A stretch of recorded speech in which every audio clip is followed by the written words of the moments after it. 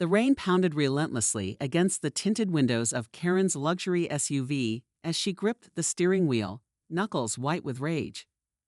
In the rearview mirror, she caught a glimpse of the offending farmhouse, a ramshackle eyesore that dared to tarnish the pristine, cookie-cutter aesthetic of her neighborhood. Unacceptable, she hissed, fumbling for her phone. With trembling fingers, she dialed the number of the Homeowners Association, her heart racing with a twisted sense of power. This ends now. On the other end of the line, the HOA president's voice oozed false sympathy. I understand your concern, Karen. We'll send someone right away to handle the situation. Within minutes, the familiar black SUVs of the HOA's private security force pulled up, their ominous presence casting shadows across the rural landscape. Karen watched with a triumphant smirk as the uniformed men approached the farmhouse, their intentions clear. But as the security guards knocked on the door, a startling sight unfolded. The weathered, calloused hands of the farmer's wife flung open, and in her eyes burned a fire that would not be extinguished. With a defiant roar, she summoned her husband and sons, who charged out, pitchforks and shovels in hand, ready to defend their home. Chaos erupted, the sounds of shattering glass and angry shouts echoing through the neighborhood. Karen's smile faded as she witnessed the unfolding melee, her grip on the steering wheel tightening. This was not the clean, orderly resolution she had envisioned. Suddenly, a scream pierced the air, and Karen's heart stopped. One of the security guards lay motionless on the ground, a stream of crimson seeping into the mud. The farmer's wife stood over him, her expression a mix of fear and defiance. Without hesitation, Karen dialed 911, her voice trembling as she reported the incident. "There's been an attack," she cried. "Send the police immediately." Within minutes, the wail of sirens filled the air, and Karen felt a surge of relief. Justice would be served, and the trespassing farmers would be removed once and for all. But as the police vehicles approached, Karen's triumph turned to horror when she saw the blue and red lights slow to a stop in front of her own driveway. Confused, she watched as the officers emerged, their faces grim. Before she could react, they were upon her, roughly grabbing her arms and yanking her from the vehicle. "Karen Wilkins, you're under arrest for filing a false report and obstruction of justice," the lead officer barked, his eyes narrowed with disgust. "What? No, you don't understand," Karen pleaded, her voice rising in panic. "The farmers, they attacked my security guards. I was just—" "Save it," the officer interrupted, securing her wrists in handcuffs. "We've been investigating your HOA for months. This latest stunt is the final nail in the coffin." As Karen was shoved into the back of the police car, the horrifying realization dawned on her. The Homeowners Association, the very entity she had trusted to maintain the pristine order of her community, was corrupt to the core. And now she had become its latest victim. The engines roared to life, and Karen's world lurched into motion, leaving the farmhouse and its defiant occupants behind. Trapped in the back seat, she stared out the window, her heart pounding with fear and disbelief.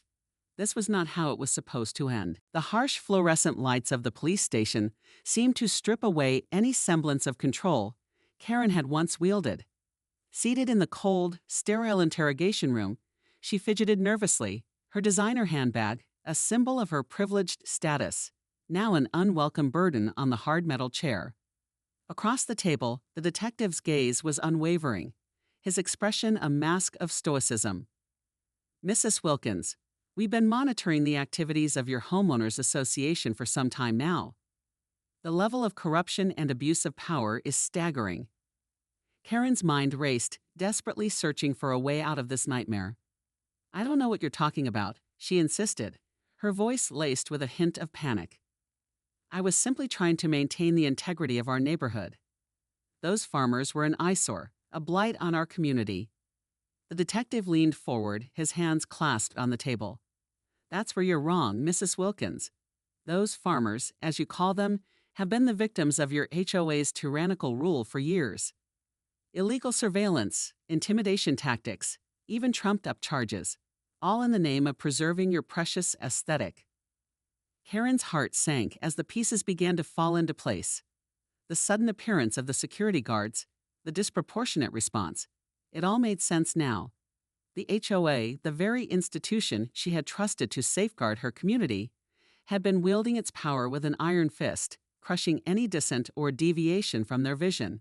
But I had no idea, she stammered, her eyes wide with dawning horror. I was just trying to keep things orderly. The detective's expression hardened.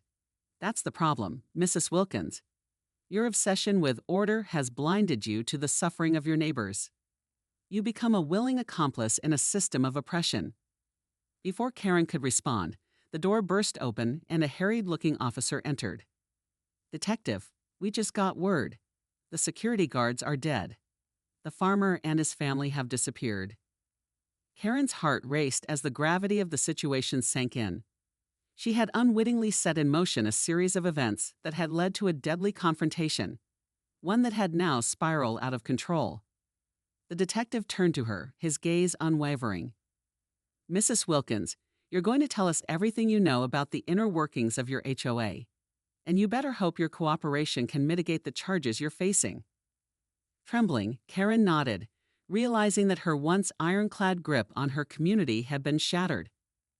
As she began to recount the disturbing details of the HOA's secret machinations, she felt a growing sense of dread, not just for her own fate, but for the entire neighborhood she had once so fiercely protected. The walls of the interrogation room seemed to close in, a metaphor for the crumbling of her carefully constructed world. Karen had always believed that her actions were justified, that she was preserving the sanctity of her community. But now she was forced to confront the ugly truth that her relentless pursuit of order had blinded her to the human cost of her actions. As the detective scribbled furiously in his notebook, Karen's mind raced, grappling with the realization that the very system she had trusted was rotten to the core. The Homeowners Association, the bastion of power and control she had once revered, had become a monster of her own making. And now, trapped in this cold, unyielding interrogation room, Karen faced the prospect of losing everything: her freedom, her status, and the illusion of control that had once defined her life. The halls of the police station buzzed with activity as Karen was escorted to a holding cell, her wrists still bound in handcuffs. The reality of her predicament had not yet fully sunk in, as she found herself struggling to reconcile the person she had always believed herself to be with the cold, hard facts now staring her in the face. As the cell door clanged shut behind her, the finality of her situation hit her like a ton of bricks. She was no longer the all-powerful president of the Homeowners Association, but a common criminal stripped of her privilege and prestige. The irony of her downfall was not lost on her. Sinking onto the hard, metal bench, Karen buried her face in her hands, her carefully crafted persona crumbling under the weight of her own actions. The image she had so painstakingly cultivated, the perfect homemaker, the pillar of the community, had been shattered, revealing the ugly truth beneath. As the hours ticked by, Karen's mind raced, desperately searching for a way out of this nightmare. She had always prided herself on her ability to manipulate the system, to bend the rules to her will. But now she found herself at the mercy of a system that had grown tired of her games.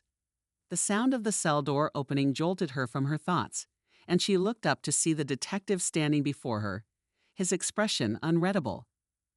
Mrs. Wilkins, we've been doing some digging, and the picture that's emerging is even more disturbing than we initially thought, he said, his voice laced with a tinge of disgust. Karen straightened, her eyes narrowing. What are you talking about? The detective pulled a file from under his arm and began to read. It appears that your Homeowners Association has been engaging in a pattern of illegal surveillance, extortion, and even physical intimidation against the residents of this community. And you, Mrs. Wilkins, have been at the center of it all. Karen's heart sank as the detective continued, detailing a litany of offenses that she had either orchestrated or turned a blind eye to. The security cameras hidden in the streetlights, the voluntary donations that were anything but, the whispered threats that had kept the community in line. It was all there, a damning indictment of her own actions. I didn't know, she stammered, her voice small and unconvincing, even to her own ears. The detective fixed her with a steely gaze. "You knew exactly what was going on, Mrs. Wilkins. You were the one who orchestrated it all, using the power of the HOA to maintain your grip on this community." Karen's mind raced, desperately searching for a way to plead her innocence, but the weight of the evidence was crushing. She had become so consumed by her own sense of control that she had lost sight of the human cost of her actions. "What about the farmers?" she asked, her voice barely above a whisper. "What happened to them?" The detective's expression darkened. "They'd gone into hiding, fearing for their lives. And the security guards who were killed. We've uncovered evidence linking them directly to your HOA's tactics of intimidation and violence." Karen felt the air leave her lungs, the gravity of the situation finally sinking in. She had set in motion a chain of events that had spiraled out of control, with innocent lives caught in the crossfire. The realization that she had become the villain in her own story was a bitter pill to swallow. As the detective turned to leave, Karen felt a wave of despair wash over her. The world she had once so carefully curated had crumbled, and she was powerless to stop it. The once mighty president of the Homeowners Association had been reduced to a prisoner, a cautionary tale of the dangers of unchecked power and the corrosive effects of obsession. The sterile confines of the holding cell had become Karen's world, a stark contrast to the carefully manicured neighborhoods she had once reigned over. With each passing hour, the weight of her predicament grew heavier, as the realization sank in that her once iron grip on the community had been shattered, perhaps irreparably. Pacing the small space, Karen's mind raced, desperately searching for a way to regain control of the situation. But the more she reflected on the detective's revelations, the more she recognized the futility of her efforts. The Homeowners Association, the very institution she had trusted to maintain the order she so deeply craved, had been corrupted from within, a testament to the dangers of unchecked power. As the cell door opened once more, Karen looked up with a glimmer of hope, only to be met with the stone-faced expression of her lawyer, a seasoned veteran whose detached demeanor did little to ease the growing knot of unease in the pit of her stomach. "Mrs. Wilkins, I'm afraid the situation is even more dire than we initially thought," the lawyer began, his voice low and measured. "The evidence against you and the Homeowners Association is overwhelming. The prosecutors are demanding hefty sentences for the charges you're facing, including racketeering, conspiracy, and even felony assault." Karen's heart sank as the reality of her predicament sank in. She had always believed herself to be above the law, a puppet master pulling the strings from the shadows. But now the tables had turned, and she found herself at the mercy of a justice system she had so effortlessly manipulated in the past. "But I didn't know about the security guards," she protested, her voice laced with a desperate edge. "I was just trying to maintain the integrity of the neighborhood. I never wanted anyone to get hurt." The lawyer's expression remained impassive, his eyes betraying a hint of sympathy. "I understand, Mrs. Wilkins, but the law doesn't make exceptions for good intentions. The fact is, you were the driving force behind the Homeowners Association's abuses, and the blood of those security guards is on your hands." Karen felt her resolve crumbling, the weight of her actions bearing down on her like a heavy burden. She had always prided herself on her ability to control every aspect of her life, but now that control had been snatched away, leaving her feeling powerless and adrift. "What can we do?" she asked, her voice barely above a whisper. The lawyer sighed, his brow furrowing.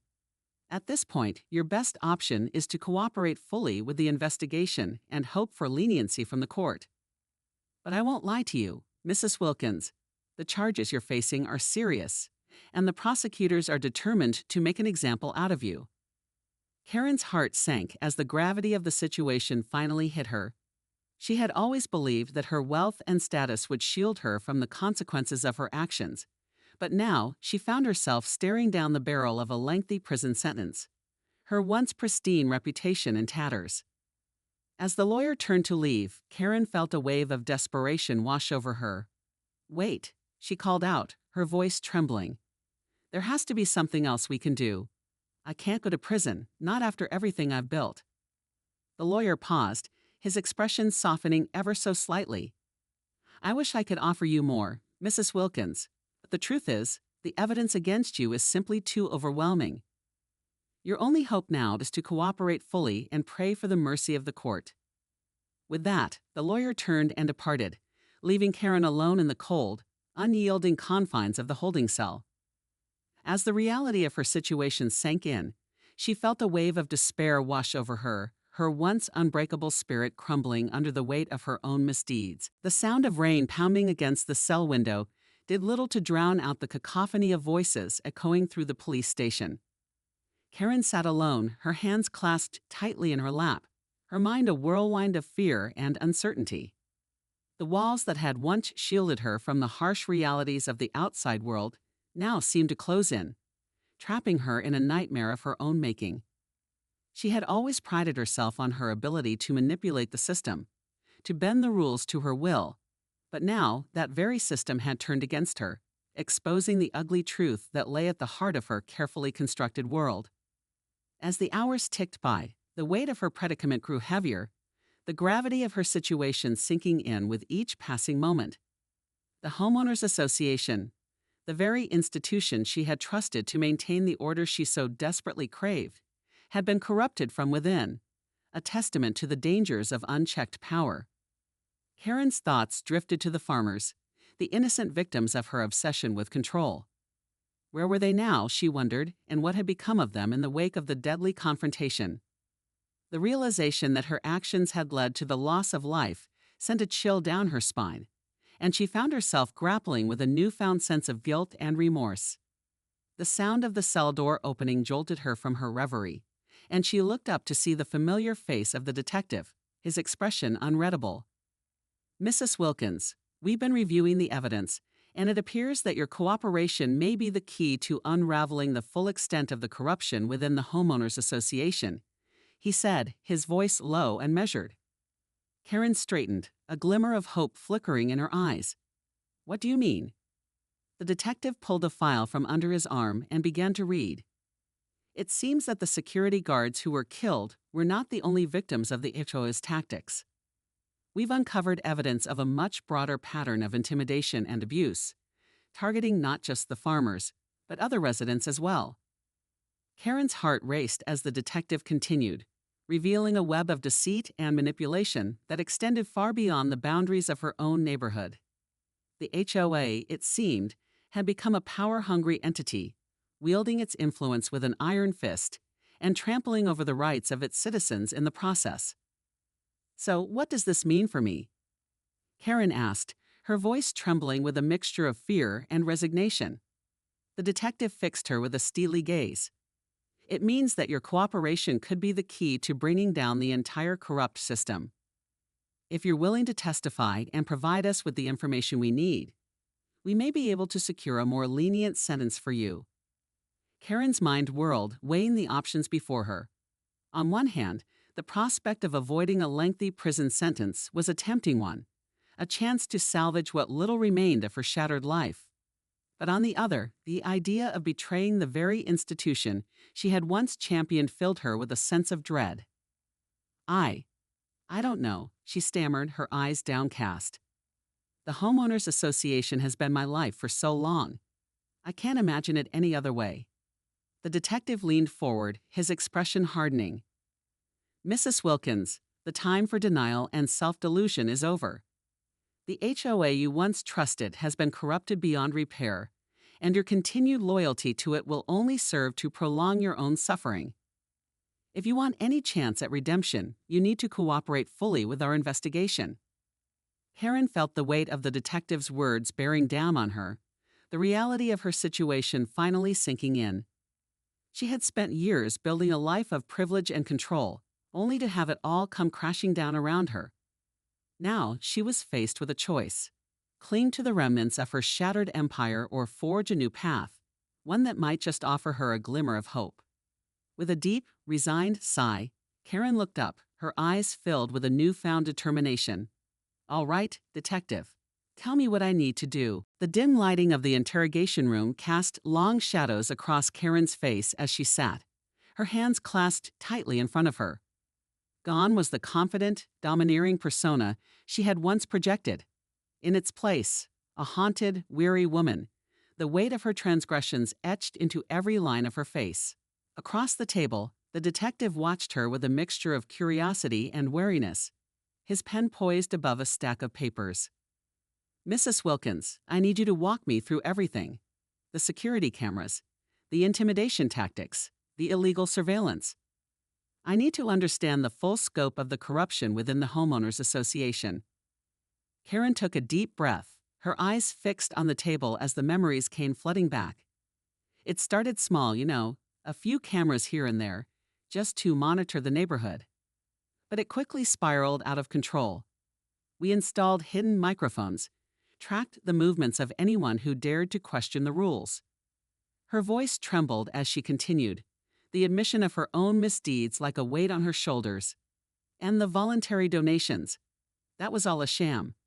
If anyone refused to pay, they'd find themselves the target of disciplinary action, intimidation tactics, trumped-up charges, even physical threats. The detective's brow furrowed as he scribbled furiously, his pen scratching against the paper. And what about the farmers? What was the HOA's involvement in that incident? Karen winced, the guilt and shame etched into every word. We sent the security guards to remove them, to restore order. But it was more than that. We wanted to send a message, to show the rest of the community that we were in control. She paused, her eyes fixed on the detective's face, searching for a glimmer of understanding. "I didn't know it would end that way. I never wanted anyone to get hurt." The detective's expression remained impassive, his gaze unwavering. "But you knew what the HOA was doing, didn't you? You were the one who orchestrated it all, using your position of power to terrorize the very people you were supposed to serve." Karen felt the weight of his words like a physical blow, the reality of her actions sinking in with each passing moment. I just wanted order, control. I thought I was preserving the integrity of the neighborhood, but I was blinded by my own obsession. I never imagined it would spiral this far out of control." The detective leaned back in his chair, his eyes narrowed. "That's the problem, Mrs. Wilkins. Your obsession with order has led to the suffering of innocent people.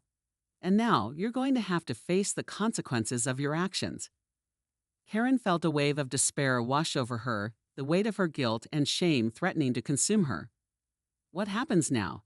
she asked, her voice barely above a whisper. "Now you continue to cooperate with our investigation," the detective replied, his tone grim. "The information you've provided could be the key to bringing down the entire corrupt system of the Homeowners Association, but you're going to have to be willing to put everything on the line." Karen nodded, the realization dawning that her only path to redemption lay in the complete unraveling of the very institution she had once championed. It was a bitter pill to swallow, but the alternative, the prospect of a lengthy prison sentence, was even more unpalatable. As the detective gathered his papers and prepared to leave, Karen felt a surge of determination. She may have lost everything, her power, her status, her carefully constructed world. But if she could somehow use her knowledge to bring down the HOA, perhaps there was a chance for her to rebuild, to find a new purpose in the ashes of her former life. With a renewed sense of purpose, she straightened her shoulders and met the detective's gaze, ready to embark on the perilous journey that lay ahead. The air in the courtroom was thick with tension as Karen took the stand, her once poised demeanor replaced by a haunted, weary expression. The weight of her transgressions hung heavy upon her, a burden that threatened to crush her with each passing moment. As the prosecutor began to pepper her with questions, Karen's mind raced, the memories of her time at the helm of the Homeowners Association flooding back in vivid detail. She recounted the intricate web of surveillance, the intimidation tactics, the illegal maneuvers that had become the hallmark of the HOA's operations. A sordid tale of corruption and abuse of power that had once been her domain. With each revelation, the murmurs in the courtroom grew louder, the spectators unable to hide their shock and disgust at the level of deception that had been perpetrated under the guise of maintaining the integrity of the neighborhood. Karen's voice wavered as she described the fatal confrontation with the farmers, the guilt and remorse evident in every word. I never intended for anyone to get hurt," she stammered, her eyes downcast. "I was just trying to preserve the order, the way things were supposed to be.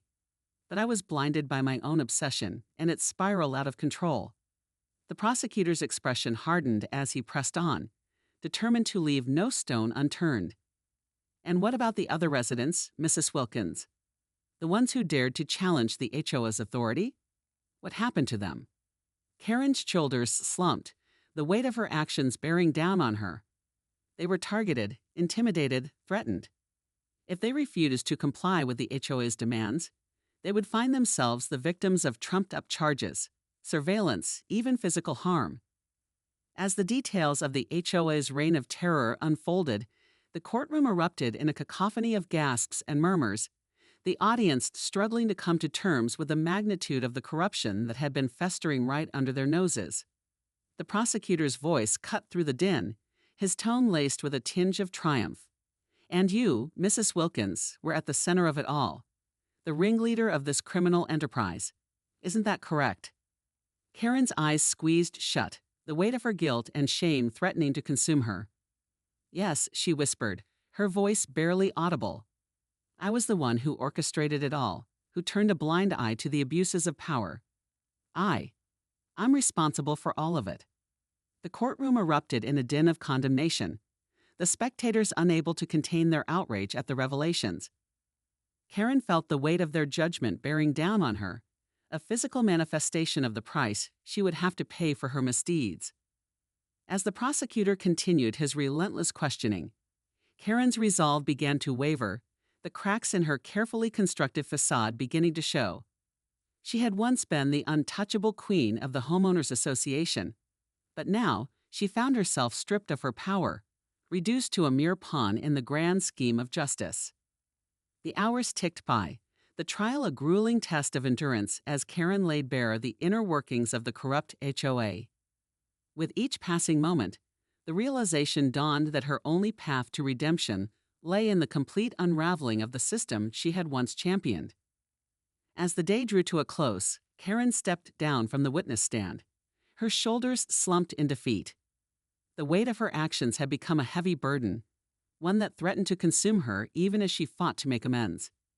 But in the depths of her despair, a glimmer of hope remained, the knowledge that her testimony could bring about the downfall of the very institution she had once held in such high regard. The hush that fell over the courtroom as the jury returned with their verdict was deafening, the tension palpable in the air. Karen sat, her hands trembling, her gaze fixed on the floor, bracing herself for the inevitable. As the foreman rose, his expression unreadable, the room seemed to hold its collective breath.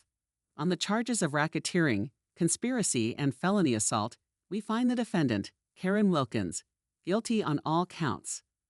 A collective gasp rippled through the audience, the spectators unable to hide their shock and outrage. Karen squeezed her eyes shut, a wave of resignation washing over her. She had known this moment would come, the price she would have to pay for her transgressions, but the finality of the verdict still hit her like a physical blow. The judge's voice cut through the din, his tone sober. Mrs. Wilkins, you have been found guilty of orchestrating a far-reaching criminal enterprise within the Homeowners Association, one that involved illegal surveillance, intimidation tactics, and even the loss of life. Your actions have caused immeasurable harm to the very community you were sworn to protect. Karen nodded, her throat tightening with a mixture of shame and regret. I take full responsibility for my actions, Your Honor.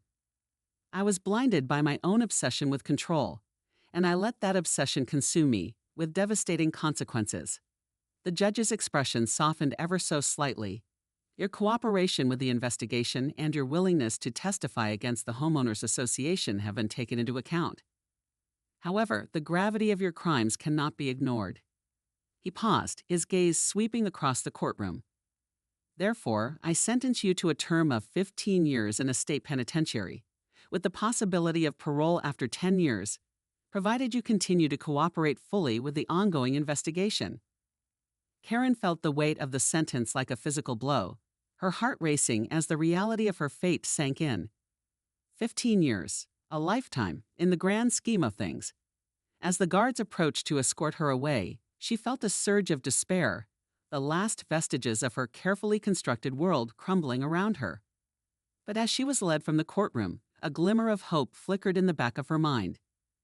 Her testimony had set in motion a chain of events that would ultimately bring down the corrupt Homeowners Association, exposing the dark underbelly of the institution she had once championed. Perhaps in the end, her sacrifice would not be in vain. The sound of the cell door clanging shut behind her was like a death knell, the finality of her situation weighing heavily on her shoulders. But as she sat on the hard, metal bench, her mind drifted to the farmers, the innocent victims of her obsession, and a newfound sense of purpose began to take root. "I'll make this right," she whispered to herself, her voice steady and resolute. "I'll make sure the HOA pays for what they've done, even if it costs me everything." The road ahead would be long and arduous, a journey filled with uncertainty and challenges. But in the depths of her despair, Karen found a glimmer of solace, the knowledge that her actions, however misguided they may have been, had the power to reshape the very foundations of the community she had once so fiercely protected. As the hours ticked by, the rain continued to pelt the cell window, a somber backdrop to the turmoil that raged within. But Karen's gaze remained fixed on the future, her determination unwavering. The Homeowners Association may have been her downfall, but it would also be her redemption, a legacy forged in the ashes of her own mistakes, a testament to the power of second chances and the resilience of the human spirit.